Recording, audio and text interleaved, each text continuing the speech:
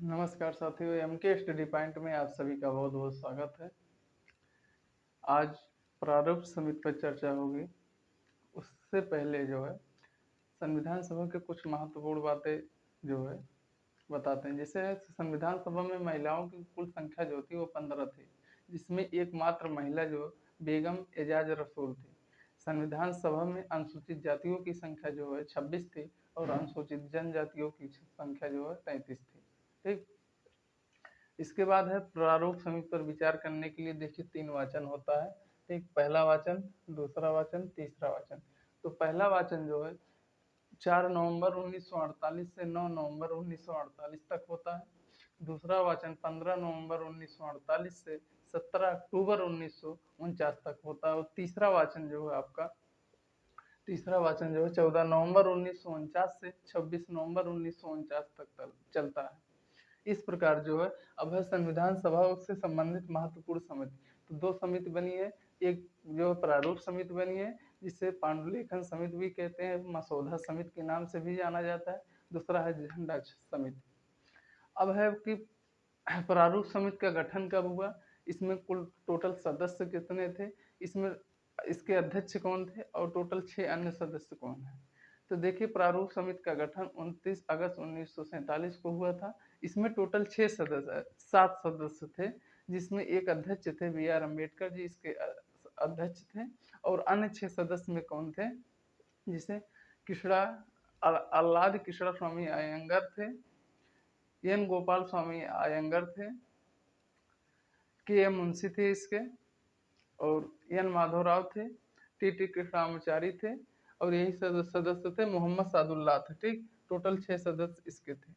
उसके बाद झंडा समिति देखते हैं। तो झंडा समिति जो है इसकी स्थापना 23 जून 1947 को हुआ था। इसमें टोटल कुल 6 सदस्य थे। इसके अध्यक्ष डॉक्टर राजेंद्र प्रसाद जी थे।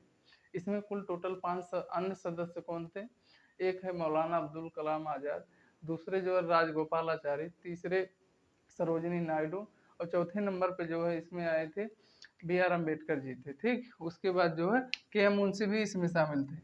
अन्य सदस्यों में के.एम. मुंशी थे। जैसे अब देख लेते हैं प्रारूप समिति पर महत्वपूर्ण वाचन। तो पहला वाचन हुआ 4 नवंबर 1948 से लेकर 9 नवंबर 1948 तक। दूसरा वाचन हुआ 15 नवंबर 1948 से 17 अक्टूबर 1948 तक। और तीसरा वाचन 14 नवंबर 1949 से 26 नवंबर 1949 तक हुआ, जिसमें आंशिक रूप से ही लागू किया गया। अब महत्वपूर्ण समितियों में देखते हैं। पहला प्रारूप समिति, बहुत इंपॉर्टेंट है, इसमें पूछता है लगभग हर बार। तो इसका गठन 29 अगस्त 1947 को हुआ है। कुल 7 सदस्य थे इसमें, जिसमें इसके अध्यक्ष डॉक्टर B.R. अम्बेडकर जी थे। अन्य 6 सदस्य में क्या थे, आह्लाद कृष्ण स्वामी अयंगर हैं, एन गोपाल स्वामी अयंगर हैं, डॉक्टर के.एम. मुंशी थे, मोहम्मद सादुल्लाह थे, एन माधवराव ये B.L. मित्र के स्थान पे आए थे। इनका स्वास्थ्य खराब होने के कारण इनके स्थान पे एन माधवराव आए। और टी कृष्णामाचारी जो है ये D.P. खेतान की 1948 में मृत्यु हो जाती है, तो उनके स्थान पे जो है टी कृष्णाचारी शामिल होते हैं। उसके बाद झंडा समिति देखते हैं। तो झंडा समिति की गठन जो 23 जून 1947 को होता है। इसमें कुल 6 सदस्य थे। इसके अध्यक्ष जो हैं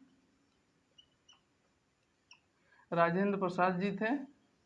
और अन्य 5 सदस्य में कौन है, अब्दुल कलाम आजाद थे, राजगोपालाचारी थे, सरोजिनी नायडू थी, B.R. अम्बेडकर थे, के.एम. मुंशी थे। ठीक, इस प्रकार से जो झंडा समिति और प्रारूप समिति है आपका। अब आगे देखते हैं कि संविधान सभा से संबंधित अन्य महत्वपूर्ण समितियां कौन कौन सी थी।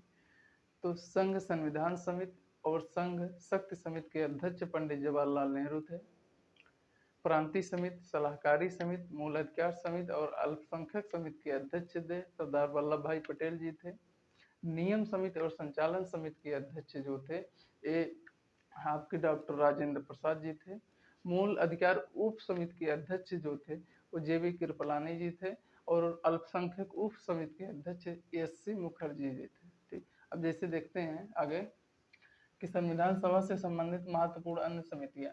जैसे देखिए संघ संविधान समिति और संघ शक्ति समिति के अध्यक्ष पंडित जवाहरलाल नेहरू जी थे।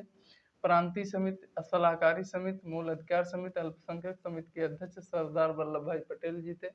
इसी प्रकार नियम समिति और संचालन समिति के अध्यक्ष डॉक्टर राजेंद्र प्रसाद जी थे। मूल अधिकार उप समिति के अध्यक्ष जो थे JB कृपलानी थे। अल्पसंख्यक उप समिति के अध्यक्ष SC मुखर्जी थे। इस प्रकार संविधान सभा की महत्वपूर्ण जितनी समितियां थी सबको आपको बता दिया गया और लिखा भी दिया गया। ठीक।